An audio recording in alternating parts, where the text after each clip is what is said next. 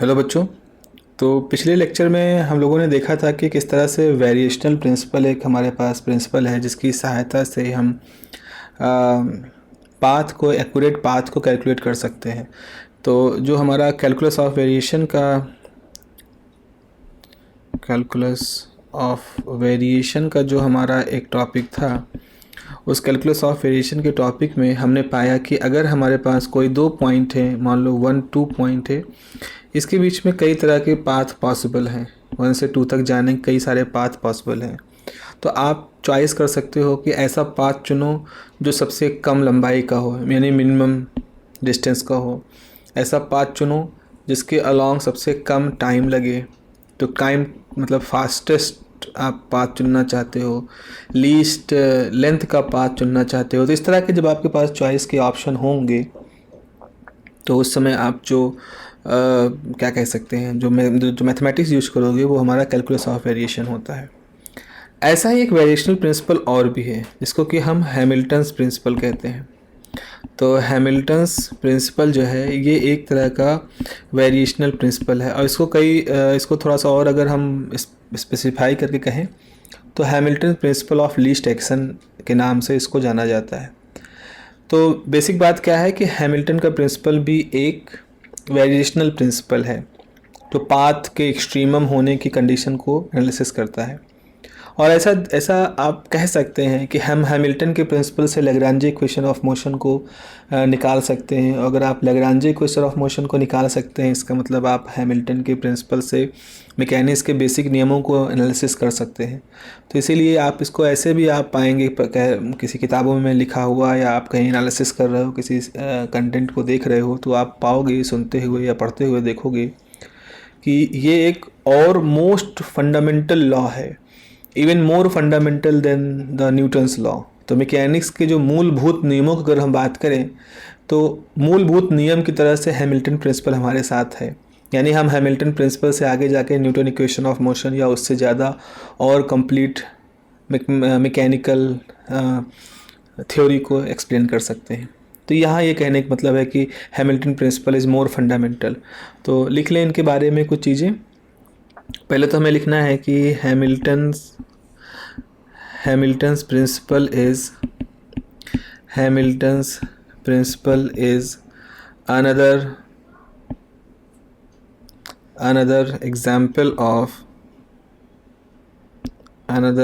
example of variational principle। क्या लिख दिया, इसको हम वेरिएशनल प्रिंसिपल फुल स्टॉप हम लिख सकते हैं। In physics the Hamilton's principle is also called Hamilton's principle is also called principle of stationary action। Principle of stationary action या प्रिंसिपल ऑफ लीस्ट एक्शन। अब इनके मतलब क्या है? स्टेशनरी एक्शन क्या चीज़ होती है, लीस्ट एक्शन क्या है, इनको हम आगे एनालिसिस करते जाएंगे तो आप समझते जाओगे। अब यहाँ पे लिखें दिस प्रिंसिपल मतलब हैमिल्टन प्रिंसिपल की बात करें, is suppose to be this principle is suppose to be the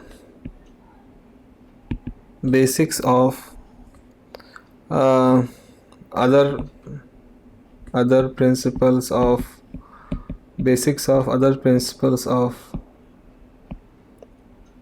dynamics, other principle of dynamics such as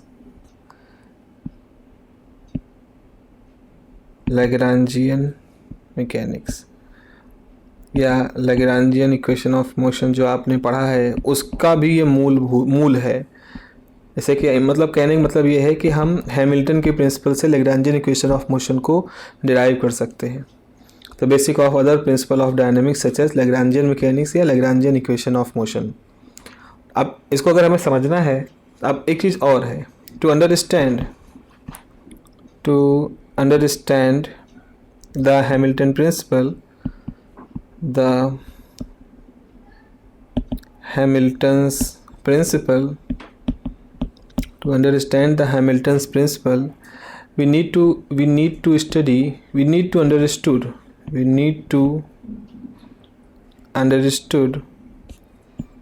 the, हमें पहले क्या समझना होगा, हमें समझना होगा कि कॉन्फ़िगरेशन स्पेस क्या होता है, motion of system in configuration space. To understand the Hamilton principle, we need to understood the concept of configuration space. सबसे पहले तो हमें configuration space नाम की एक चीज़ समझनी पड़ेगी। अगर हम configuration space समझ जाएंगे तब हम फिर आगे ये बता सकते हैं कि सिस्टम का मोशन क्या होता है। देखो बच्चों, ज़रा सिंपल सी, खैर इतना सिंपल भी नहीं कह सकते, जनरली क्या है, ज़रा आप एक एनालिसिस समझें। अलग इंक से लिख रहे हैं, मतलब ये मेन राइटिंग नहीं, जो समझने के लिए है। जैसे मान लो हमारे पास एन ऑब्जेक्ट, जैसे एक पार्टिकल है, तो एक पार्टिकल को समझाने के लिए आपको क्या चाहिए, आपको कुछ आप समझ सकते हो कि कुछ कोऑर्डिनेट चाहिए, एक्स वाई जेड इस तरह से कोऑर्डिनेट चाहिए। अच्छा, अगर आपके पास n पार्टिकल हैं, जैसे एक पार्टिकल के लिए 3x, y, z 3 कोऑर्डिनेट चाहिए, तो अगर आपके पास n पार्टिकल हैं तो आपको 3n कोऑर्डिनेट चाहिए। अब 3n कोऑर्डिनेट आप कहोगे भाई हमने x ऐसे बना दिया, y ऐसे बना दिया, z ऐसे बना दिया, तो हम 3n को कैसे दिखाएंगे? तो इसका मतलब है अब हम लोग कोई चीज़ ग्राफिकली दिखाने वाले नहीं हैं। अब हम कुछ सेट थ्योरी का इस्तेमाल करने वाले हैं कि हम मान लें हमारे पास एक सेट है जिसके अंदर 1 2 3 इस तरह करते करते 3n कोऑर्डिनेट्स हैं। अब उन 3n कोऑर्डिनेट के जितने भी पॉइंट हैं, इन सब का इस्तेमाल करके जब हम किसी पर्टिकुलर फंक्शन को बता रहे हैं तो वो फंक्शन किसी समय हमारे जो सिस्टम है उसकी अवस्था को रिप्रेजेंट कर रहा है। तो हमारे लिए 3n स्पेस, हम मानेंगे एक 3n स्पेस है, उसमें हमारे पार्टिकल की अवस्था जो है उसको एक सिंगल पॉइंट से रिप्रेजेंट किया जा रहा है। तो कॉन्फ़िगरेशन स्पेस क्या है? कॉन्फ़िगरेशन स्पेस एक ऐसा 3n डायमेंशनल स्पेस है जहां हम पूरे सिस्टम की किसी खास स्थिति को सिर्फ एक पॉइंट से रिप्रेजेंट कर सकते हैं। फॉर एग्ज़ाम्पल, जैसे मान लो हमारे पास एक पेंडुलम है, ऐसे है, इसके साथ एक बॉब ऐसे लटका, उसके साथ एक बॉब ऐसे लटका है, तो हमने एक m1 मास, एक m2 मास, एक m3 मास ये कर दिया है। अब इसकी कई स्थिति हो सकती है, m1 इधर होगा, m2 इधर है, m3 इधर है। ऐसे ही एक स्थिति हो सकती है कि m1 यहाँ है, m2 यहाँ है, m3 यहाँ है। ऐसे बहुत सारी स्थिति हो सकती हैं। तो हमने कहा कि हम किसी एक स्थिति को सिर्फ एक सिंगल पॉइंट से रिप्रेजेंट करना चाहते हैं। तो पूरे सिस्टम के विन्यास को अगर हम एक सिंगल पॉइंट से रिप्रेजेंट करें तो हम जिस स्पेस में काम कर रहे होते हैं उसको हम कॉन्फ़िगरेशन स्पेस कहते हैं, और ये उसका एक रिप्रेजेंटेटिव पॉइंट होता है। तो अगर हम इस चीज़ को लिखना चाहें, कॉन्सेप्ट ऑफ कॉन्फ़िगरेशन स्पेस, इसमें लिखें in the configuration space, in the configuration space the evolution, मतलब समय के साथ जो हमारा सिस्टम बदल रहा है, the evolution या the motion of system is represented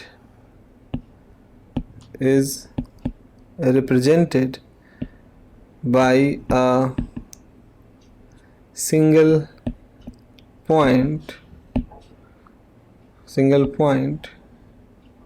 known as system point. तो हम पूरी कॉन्फ़िगरेशन स्पेस में जो हम मोशन हो रहा है सिस्टम का, जो उसका समय के साथ विकास हो रहा है, इसको हम एक सिंगल पॉइंट से रिप्रेजेंट करते हैं। तो जैसे जैसे हमारा सिस्टम चेंज होता जा रहा है, हम उसके लिए अलग अलग पॉइंट दिखाएंगे और कहेंगे हमारा सिस्टम इस पॉइंट से इस पॉइंट, इस पॉइंट से इस पॉइंट तक मूव कर रहा है। तो हैमिल्टन प्रिंसिपल क्या कहता है? सो Hamilton's principle. So Hamilton's principle is about the motion of the system point,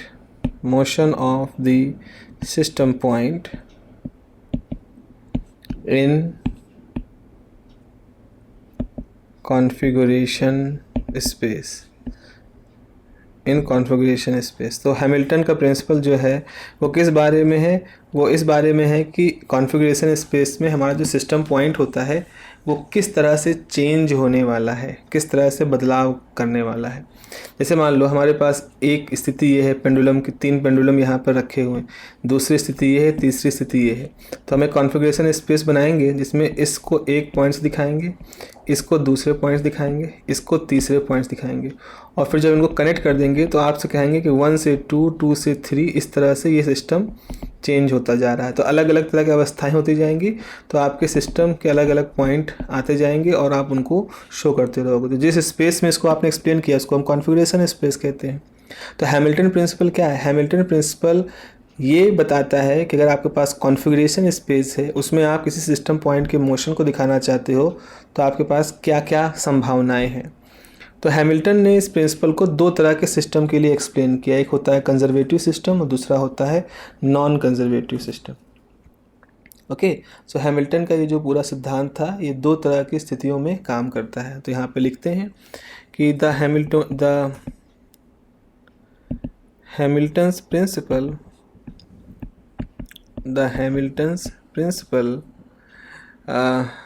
could be explained under 2 circumstances such as for conservative condition and for non conservative conditions. तो 2 तरह की सिचुएशन में हम इसको explain कर सकते हैं।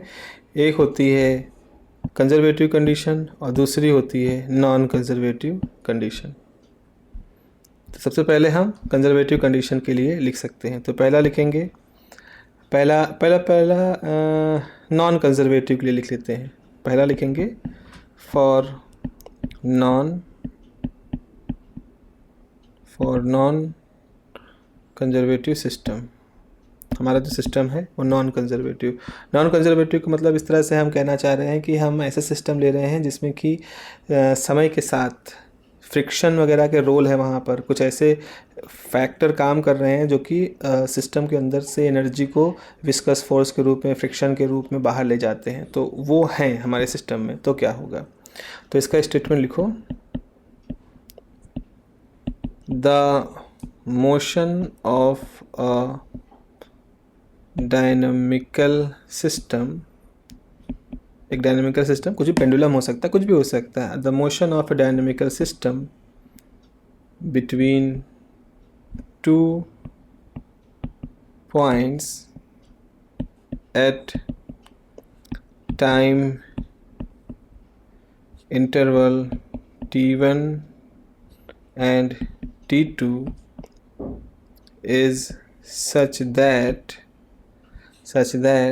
the line integral I, line integral मान लो I है, लाइन इंटीग्रल I t1 से लेकर के t2 तक t plus w dt is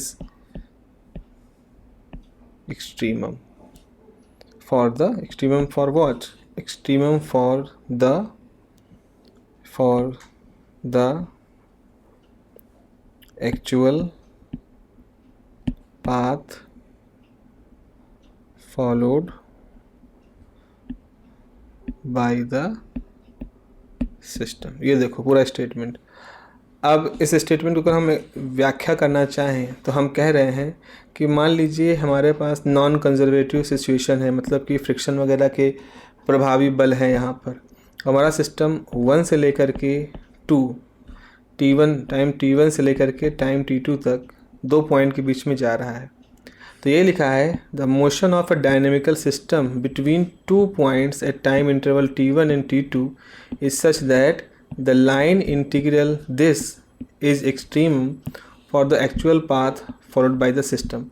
तो जैसे मान लो पॉइंट नंबर 1 से 2 तक जाने का एक रास्ता मैंने ये दिखाया, रास्ता नंबर 1। एक रास्ता मैंने ये दिखाया, रास्ता नंबर 2। एक रास्ता कोई ये है, रास्ता नंबर 3। तो प्रिंसिपल कह रहा है कि motion of dynamical system between 2 points at time interval T1 से लेकर के T2 तक सच that the line integral is extremum for the actual path. तो इसमें से जो पाथ एक्चुअल होगा, मतलब जिस पाथ के थ्रू सिस्टम एक्चुअल में 1 से 2 तक जा रहा है, वो निश्चित रूप से ऐसा पाथ होगा जिसके लिए एक इंटीग्रल आई आप डिफाइन कर सकते हो T1 से लेकर T2 तक, और उस इंटीग्रल की वैल्यू क्या होगी, kinetic energy plus work done by the system over dt। तो आपको क्या करना है, 3 पाथ लिए हैं आपने, हर पाथ के लिए t प्लस डब्ल्यू निकालिए। तो t प्लस डब्ल्यू निकालो तो एक्चुअल पाथ वही पाथ होगा जिसके लिए इस t प्लस डब्ल्यू का इंटीग्रेशन T1 से T2 तक एक्सट्रीमम हो। अब एक्सट्रीमम का मतलब क्या होता है, एक्सट्रीमम का मतलब होता है आइदर मैक्सिमम या मिनिमम, या तो अधिकतम हो या न्यूनतम हो। तो जैसे 1 2 3 है, यहाँ पर हम मान लो ऐसे 4 पाथ बनाए, 5 पाथ बनाए, कुछ 6 पाथ बना दें, तो आपके पास 1 2 3 4 5 6 पाथ हैं। अब आपने इंटीग्रल निकाला, एक के लिए इंटीग्रल की वैल्यू आई, मान लो नंबर के रूप में आई 20, इसके लिए आई 100, इसके लिए आई 600, इसके लिए आई 50, इसके लिए आई 60, इसके लिए आई 21। तो आपने देखा कि आपने इस तरह से लाइन इंटीग्रल 6 पाथ के लिए निकाल लिया। अब देखो इसमें सबसे छोटा वाला कौन सा है, सबसे छोटे आई की वैल्यू सबसे छोटी किसके लिए आई, पाथ नंबर 1 के लिए, ठीक है, और सबसे ज़्यादा किसके लिए आई, पाथ नंबर 3 के लिए। तो इस तरह से हम ये पाएंगे कि पार्टिकल पॉइंट 1 से 2 तक जाना अगर चाह रहा है तो 2 तक जाना चाह रहा है तो वो या तो पाथ 1 से जाएगा या पाथ नंबर 6 से, मतलब पाथ नंबर 3 से जाएगा। पाथ नंबर 1 और पाथ नंबर 3, यही 2 मुख्य ऑप्शन हैं इस पार्टिकल के पास पॉइंट नंबर 1 से पॉइंट नंबर 2 तक जाने के। और हम अधिकतर ये देखते हैं कि वो मिनिमम वाला पाथ चुनता है, मतलब पाथ नंबर 1 चुनेगा जिसके लिए ये वैल्यू 20 यानी मिनिमम है। तो ये आपका लॉ कहता है the motion of the dynamical system between 2 points at time interval T1 to T2 is such that the line integral I, ये पूरा इंटीग्रल की वैल्यू है, is extremum for the actual path follow by the system. तो जो actual path होगा उसके लिए 0 होगा, ठीक है। अब लिखें आप एक्चुअल में जो जितना ग्रीन लाइन से लिख रहे हैं ना, केवल वही है हमारा जो आपको लिखना है कॉपी में। बाकी जो हमने ब्लू ये येलो से लिखा है ये सब समझाने के लिए आपको लिखा है।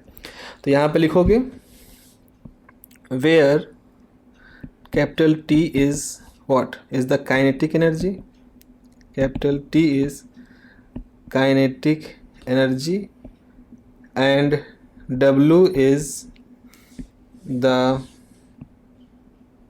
Work done, W is the work done by the system. तो अगर आपके पास चूँकि कंजर्वेटिव सिस्टम है तो वहाँ पर कुछ जो वर्क डन कर रहा है सिस्टम उसको ले लो, काइनेटिक एनर्जी जो है उसको ले लो, उनको जोड़ लो और फिर जो भी कुछ आएगा उसको टाइम के साथ T1 से T2 लिमिट तक इंटीग्रेट कर दोगे, आपको आई की वैल्यू निकल जाएगी।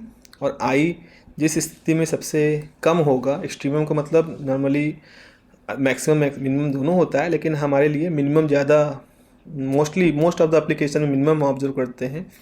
तो वही जिस पाथ के लिए इसकी वैल्यू मिनिमम होती है वही एक्चुअल में पाथ होता है जो कि पार्टिकल फॉलो करता है। अब इसका एक स्टेटमेंट और हम कह सकते हैं, और जो वो एक स्टेटमेंट ये कहता है कि कोई भी सिस्टम पॉइंट नंबर 1 से 2 तक जाने के लिए उसी पाथ को फॉलो करेगा जिस पाथ के लिए जो वेरिएशन है, जो हम लोगों ने पढ़ा था डेल्टा वेरिएशन, वो 0 हो। तो एक्चुअल पाथ वो होगा जिस पाथ के लिए वेरिएशन 0 होगा। तो आप इसको ऐसे लिख सकते हैं, इसका अल्टरनेट जो स्टेटमेंट है उसको आप ऐसे लिखेंगे, N equivalent statement, an equivalent statement may also be stated as, इसका एक इक्विवेलेंट स्टेटमेंट हम ऐसे भी कह सकते हैं, the delta variation in the actual path, the delta variation in the actual path followed by the system, the delta variation in the actual path followed by the system is 0. तो जो delta variation in the actual path followed by the system is 0, इसका मतलब है कि delta of आई जो होगा, यानी कि डेल्टा ऑफ इंटीग्रेशन t1 से लेकर के t2 t plus W D T, इसकी वैल्यू कितनी होगी? 0 होगी, इसकी वैल्यू 0 होगी। और ये किसके लिए सही है? This is true for the true for actual path. ये पूरा रिलेशन किसके लिए फॉलो होगा? एक्चुअल पाथ के लिए रिलेशन फॉलो हो रहा है। इसको पूरा लिख लीजिएगा, this relation is true for the actual path. तो ये जो सिस्टम, ये किस स्थिति के लिए कहा हमने? नॉन कंजर्वेटिव स्थिति के लिए कहा। अब कंजर्वेटिव सिस्टम के लिए आप लिखना चाहें तो लिख सकते हैं, फॉर कंजर्वेटिव सिस्टम। अगर आपका सिस्टम कंजर्वेटिव है तो क्या होगा? तो इसका स्टेटमेंट लिखें, या of all possible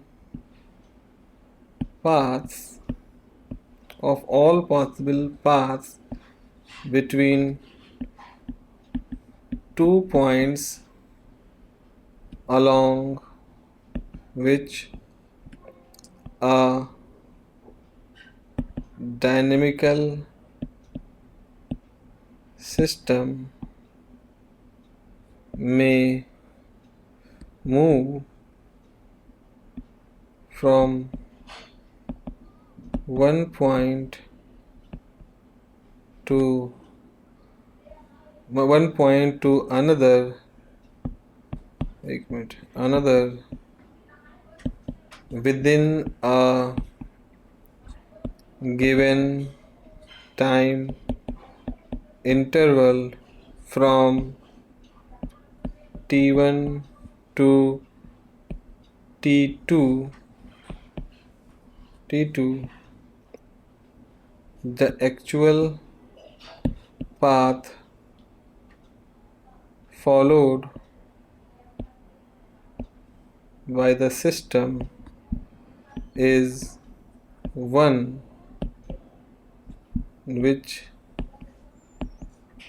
minimizes the line integral of the Lagrangian। यहाँ से लिख सकते हैं which minimizes the line integral of the Lagrangian। अभी कॉमन लगाएं, फुल स्टॉप, s t1 से लेकर के t2 तक l dt। यहाँ पर ये फॉर्मूला है, where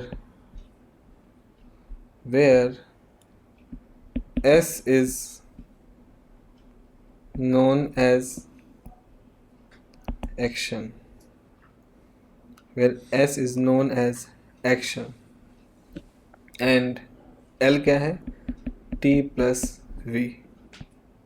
So the Hamilton principle.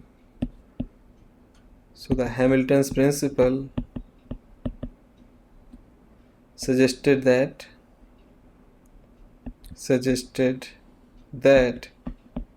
for actual path delta S बराबर 0, यानी डेल्टा ऑफ इंटीग्रेशन t1 से लेकर के t2 तक एल डी टी 0 हो जाएगा। तो ये है हमारा हैमिल्टन प्रिंसिपल का मैथमेटिकल स्ट्रक्चर। या दूसरे शब्दों में कहना चाहें तो हम इसको ऐसे भी कह सकते हैं, अगर इसको अल्टरनेटिव तरीके से कहना चाहें तो अगर एक्शन के टर्म में कहना चाहें तो इसको हम ऐसे भी कह सकते हैं, in terms of the concept of action। अगर एक्शन के कॉन्सेप्ट में कहना चाहें, this law में stated as कैसे लिखोगे, out of all possible paths of a dynamical system, out of all possible paths of a dynamical system between the time instance t1 to t2, the actual path followed by the system is one for which the action has a stationary value. This is another way to write this. ज़रा देखें, अब इसको शुरू से देखते हैं, शुरू से जहाँ से हमने लिखा है फॉन कंजर्वेटिव सिस्टम, यहाँ से देखें। कंजर्वेटिव सिस्टम में ये कहा है कि मान लो जितने पाथ पॉसिबल हैं, of all possible path between 2 points along which a dynamical system में move from one point to another point within a given time interval from t1 to t2। कहने का मतलब है कि हमारे पास बहुत सारे पाथ हैं, एक टाइम t1 शुरू होता है, टाइम t2 तक ख़त्म होता है, तो यहाँ से यहाँ तक जाने के बहुत सारे संभावित रास्ते हैं, अनंत संभावित रास्ते हैं। तो यहाँ लिखा है ऑफ ऑल पॉसिबल पाथ, मतलब इन सभी संभावित पाथ में से, कैसे पाथ, बिटवीन 2 पॉइंट्स, 2 ऐसे बिंदुओं के बीच में, अलॉन्ग विच डायनेमिकल सिस्टम में मूव, मतलब जिसके अलॉन्ग हमारा सिस्टम, जो कि कुछ भी हो सकता है, वो गति कर रहा हो एक पॉइंट से दूसरे पॉइंट तक in a given time interval t1 to t2, the actual path followed by the system। तो उन सभी संभावित पाथ में से एक्चुअल पाथ वही होगा is one which minimizes the line integral of the Lagrangian। मतलब वो पाथ, इन सभी पाथ में से वही पाथ संभावित होगा, सिस्टम उसी रास्ते से जाएगा जिसके लिए अगर आप लाइन इंटीग्रल लैग्रांजियन के निकालोगे टाइम t1 से लेके t2 तक, तो जिसके लिए इसकी वैल्यू मिनिमम होगी। अब मिनिमम 0 भी हो सकता है या मिनिमम जो भी हो, जिसके लिए इसकी वैल्यू मिनिमम होगी, वही रास्ता ही इस सिस्टम के द्वारा चुना जाएगा। ये एक ऐसा है तरीका है। तो अगर हम कह रहे हैं कि S, जैसे S है, S को क्या डिफाइन किया, S को यहाँ एक्शन टर्म कहते हैं, इसको एक्शन कहते हैं। और एक्शन कैसे डिफाइन करते हो, आपने लैग्रांजियन लिया, उसको t1 t2 तक इंटीग्रेट कर दिया टाइम के साथ ऑब्वियसली, तो जो वैल्यू निकल के आएगी उसको S कहेंगे, इसको हम एक्शन कहते हैं। अब इसमें लैग्रांजियन का इस्तेमाल होता है। तो हैमिल्टन प्रिंसिपल ये कहता है कि एक्चुअल पाथ वही पाथ होगा जिसके लिए S की वैल्यू एक्सट्रीमम हो। एक्सट्रीमम मतलब यहाँ मिनिमम है, तो मिनिमम होने की वजह से इसको Hamilton principle for least action कहते हैं। मिनिमम मतलब सबसे छोटा हो, और एक्शन प्रिंसिपल के ऊपर बात होती है, इसीलिए इसको action principal of least action या प्रिंसिपल ऑफ मिनिमम एक्शन कहा जाता है। तो हैमिल्टन प्रिंसिपल कहते हैं अगर एक्चुअल पाथ के लिए एस मिनिमम है तो उसका अगर आप डेरिवेशन लोगे, उसका चेंज देखोगे तो ऑब्वियस सी बात है 0 दिखेगा। मैक्सिमम मिनिमम कंडीशन यही तो है, अगर कोई फंक्शन मैक्सिमा है या मिनिमम पॉइंट पे है, इसका मतलब उसका dy/dx 0 होगा, यानी उसका चेंज 0 होगा। तभी तो हम कहेंगे वो या तो मिनिमा पे होगा या मैक्सिमा पे होगा। तो वही चीज़ यहाँ है, अगर वो एक्चुअल पाथ है तो उसके लिए एक्शन जो होगा उसका वेरिएशन हमेशा 0 होगा। अब अगर इसको हम एक्शन के टर्म में ही कहना शुरू कर दें तो ये कहता है दिस लॉ में stated as out of all possible path of a dynamical system between the time interval t1 और t2 और t2 के बीच में जितने भी संभावित रास्ते हैं उन सभी संभावित रास्तों में से the actual path followed by the system is one for which the action has stationary value. तो t1 से t2 तक दो बिंदुओं के बीच में अगर बहुत सारे संभावित रास्ते हैं तो इन संभावित रास्तों में से केवल वही रास्ता ही सिस्टम लेगा जिसके लिए जो इस एक्शन है उसकी एक स्टेशनरी वैल्यू होगी, मतलब उसका वेरिएशन हमारा 0 होगा। अब इसको समझने की कोशिश करते हैं कुछ एग्जाम्पल के थ्रू। जैसे हमने देखा हमारे पास मान लो इस तरह का है, ये वाला जो हिस्सा है जो हम येलो कलर से कर रहे हैं ये पानी है, ये वाटर है, और ऊपर वाला जो हिस्सा जो ब्लैक कलर का है ये क्या है, ये हमारी ज़मीन है। ठीक है, हमारे पास ज़मीन है। अब हम कह रहे हैं कि लाइट है वो यहाँ से आती है, ये वाटर है, H2O है, ये एयर है। तो जैसे ही हम पॉइंट नंबर 1 चुने और यहाँ एक पॉइंट नंबर 2 चुने तो क्या होगा, हाँ क्या ऐसा बिल्कुल सीधा रास्ता आएगा? बिल्कुल सीधा आपको मालूम ऐसा नहीं होगा, क्योंकि डेंस मीडियम है तो यहाँ पर रिफ्रैक्शन होगा।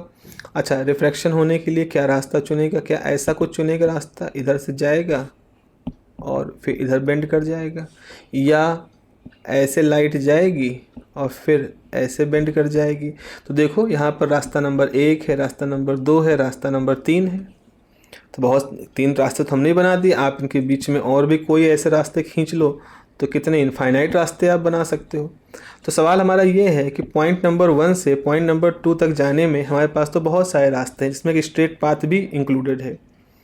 तो बताओ लाइट इन सभी रास्तों में से किस रास्ते का चुनाव करेगी, लाइट किस रास्ते से जाएगी? तो आपको यहाँ सिंपल सी बात मालूम है कि लाइट किसी भी स्थिति में बिल्कुल सीधे रास्ते को अडॉप्ट नहीं करेगी। तो हम कहते हैं क्यों नहीं करेगी, तो उसका आंसर हम बताया जाता है कि लॉ ऑफ रिफ्रैक्शन का उल्लंघन हो जाएगा।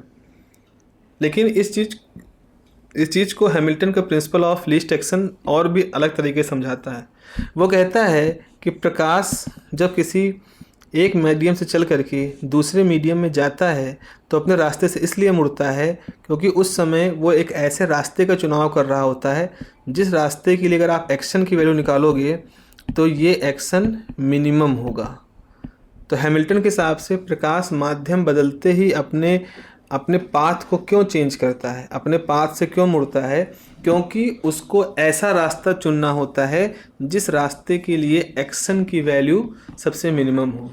अगर जैसे ये वाटर है, H2O है, ये एयर है, अगर प्रकाश बिल्कुल सीधा चलेगा तो ये जो रास्ता होगा इसको मानो रास्ता नंबर 1, या फिर वो ऐसे जाए, यहाँ से जाए और अपने रास्ते से मुड़ जाए तो ये रास्ता नंबर 2 है। अगर हैमिल्टन प्रिंसिपल से आप रास्ता नंबर 1 के लिए S निकालोगे और रास्ता नंबर 2 के लिए S निकालोगे तो पाओगे रास्ता नंबर 2 के लिए S जो है वो सबसे कम है, मतलब एटलीस्ट 1 से कम है।